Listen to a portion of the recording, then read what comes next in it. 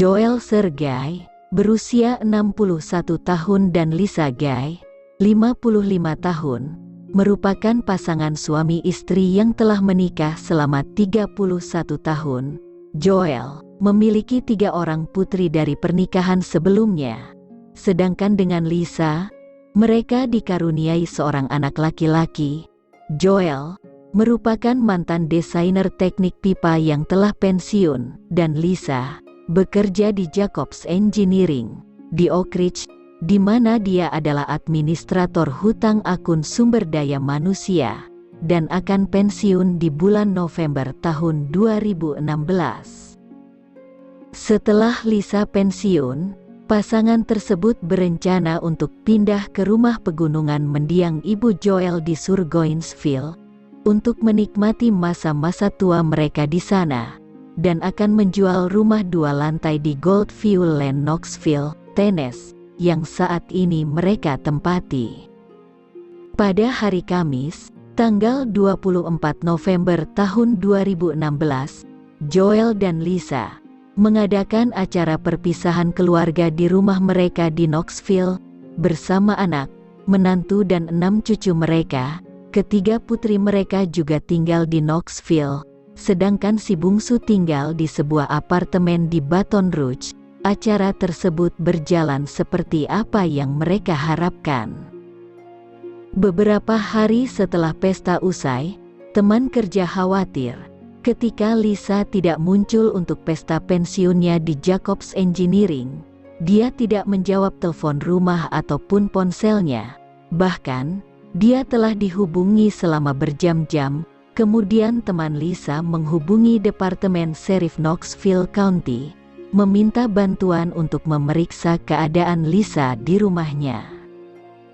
Ketika petugas sampai di rumah Joel dan Lisa, dari luar, rumah itu tampak normal dengan mobil yang terparkir di jalan masuk, tapi saat dipanggil tak ada jawaban.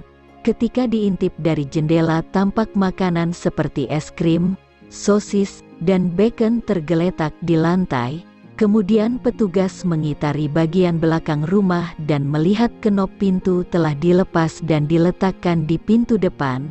Hawa panas dan bau kimia yang aneh juga memancar dari rumah.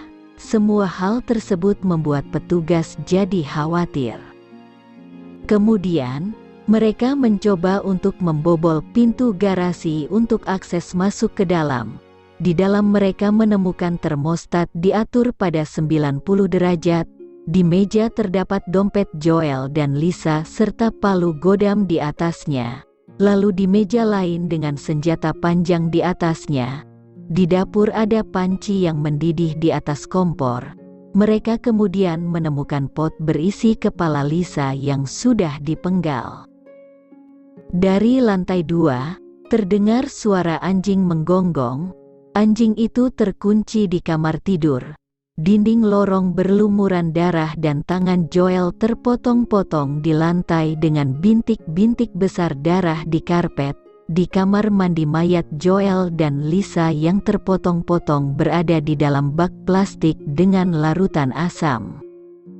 Di ruangan lain, terdapat pembersih saluran pembuangan, soda kue, pembersih saluran pemadam kebakaran, cairan alkali, hidrogen peroksida, asam muriatik, pemutih, dan penyemprot pemutih, beserta 2 tanda terima dari Walmart yang keduanya bertanggal 26 November tahun 2016, satu dari tengah hari dan satu lagi dari jam 3 sore. Kemudian, petugas memeriksa kamera pengintai di Walmart. Mereka melihat Lisa telah tiba di Walmart membeli barang-barang dan meninggalkan Walmart dengan barang-barang tersebut. Kemudian, mereka memeriksa di rekaman jam 3 sore.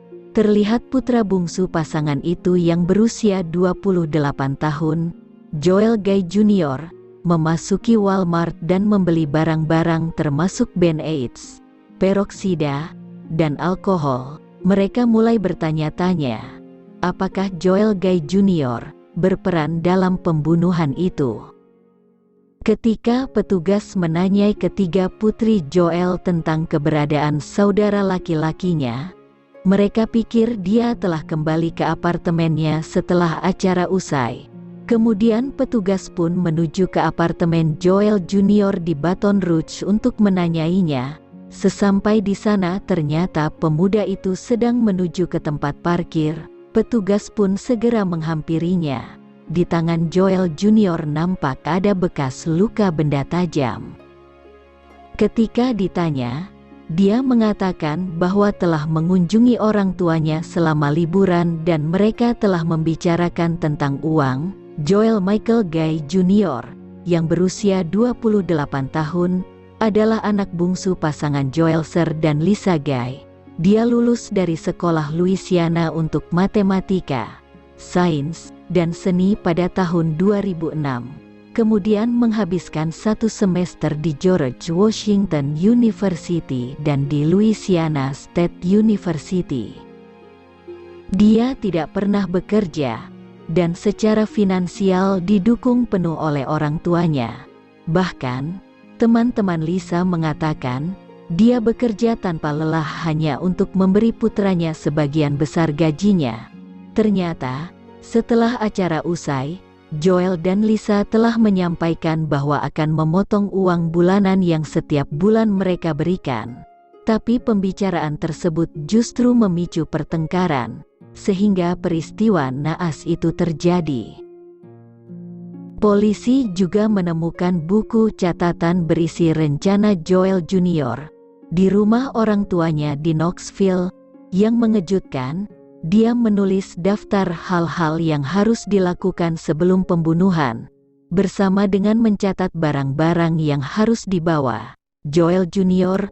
punya satu motif, yaitu adalah uang dan mendapatkan properti orang tuanya termasuk asuransi jiwa, rumah Knoxville, rumah Surgoinsville, mobil SUV, perahu, dan truk tua. Tidak ada raut wajah bersalah yang tampak dari Joel Jr. Bahkan dia bisa tertawa di dalam ruang sidang. Di persidangan, dijelaskan bagaimana Joel Geyser meninggal. Ia mengalami 42 luka tusukan benda tajam yang sangat brutal.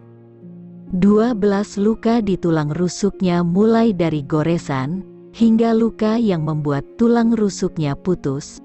Kerusakan parah terjadi pada paru-paru, ginjal, dan hati. Dia juga mengalami cedera di bahunya yang sangat parah, sehingga pecahan senjatanya tersimpan di jaringan otot. Kemudian, tangannya dipotong di pergelangan tangan, lengannya dipotong di bahu, kakinya terputus di pergelangan kaki. Setelah pembunuhan, pakaiannya dipotong dari tubuhnya dan dibiarkan berlumuran darah di lantai. Sedangkan Lisa ditikam 31 kali, menyebabkan 21 luka parah, luka tusuk di bokong, dan 9 tulang rusuk putus. Pakaiannya dipotong dan dibiarkan di lantai, lengannya dipotong di bahu dan kakinya dipotong di bawah lutut. Sidang Joel Jr. berlangsung cukup lama, dengan melibatkan lebih dari 700 alat bukti dan 27 saksi. Dia dijatuhi hukuman penjara seumur hidup pada tanggal 2 Oktober tahun 2020. Hakim mengatakan kepada Joel Jr. bahwa dia menganggap dirinya lebih pintar dari yang sebenarnya, dan kejahatan itu dilakukan dengan cara yang sangat tidak cerdas. Joel Jr. dianggap memiliki pikiran bejat yang tidak akan berubah seiring waktu. Bahkan, negara telah menerima surat Joel Jr. Dia telah mengancam akan mencelakai teman satu selnya agar dia bisa memiliki sel untuk dirinya sendiri. Dan dia juga masih berjuang untuk uang asuransi kematian orang tuanya.